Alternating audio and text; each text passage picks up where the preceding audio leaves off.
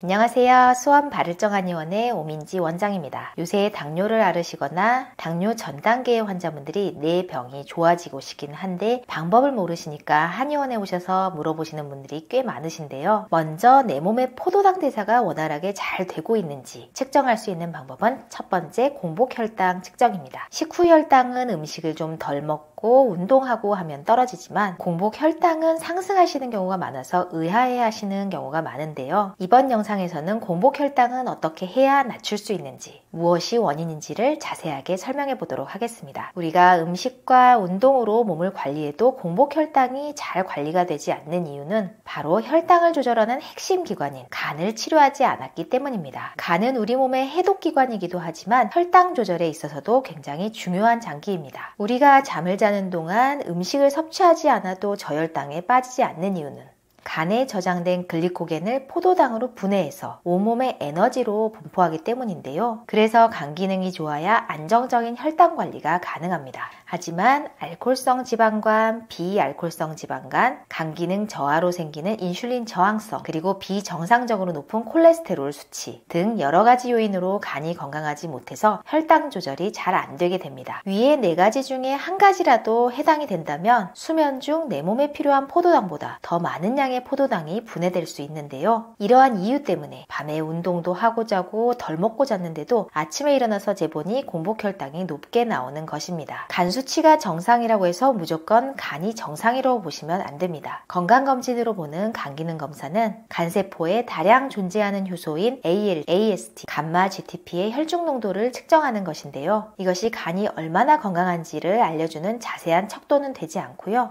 염증이 얼마나 있는지, 장기간 누적된 간의 손상 정도를 측정해주는 척도일 뿐입니다. 즉 간의 부분적인 것만 알려주는 것인데요. 만약 염증이 없는 단순한 지방간이라던가 이미 염증 단계가 지나버린 딱딱하게 굳어버린 간경화 상태시라면 간 건강이 안 좋아도 AST, ALT의 수치가 정상으로 나올 수 있습니다. 따라서 간 수치가 정상으로 나온다고 해도 무조건 간 기능이 좋다, 내 해독 기능이 좋다라고 판단할 수는 없는데요. 만약 내 공복혈당이 높다면 간 기능의 관리가 필요하겠구나 라고 생각하시는 것이 좋겠습니다. 여기서 잠시 간 기능이 떨어졌을 때 확인해 볼 수 있는 방법을 알려드리겠습니다. 내가 이것들 중 한 개라도 해당이 된다면 나의 간 기능은 점점 떨어지고 있구나 라고 판단하셔도 되겠습니다. 첫 번째, 별다른 이유 없이 수면의 질이 좋지 않다. 두 번째, 눈이 피곤하고 시력이 떨어진다. 눈 흰자위가 누렇기도 합니다. 세 번째, 술에 약해지고 깨는데 시간이 걸립니다. 네 번째, 오른쪽 상복부가 답답하고 불쾌합니다. 다섯 번째, 멍이 잘 들고 잇몸에 출혈 같은 것이 잘 생깁니다. 여섯 번째, 빈혈 증상이 생기고 머리카락이 잘 빠집니다. 마지막 일곱 번째, 손톱이 하얗게 변하고 세로 줄무늬가 잘 생기거나 잘 갈라집니다.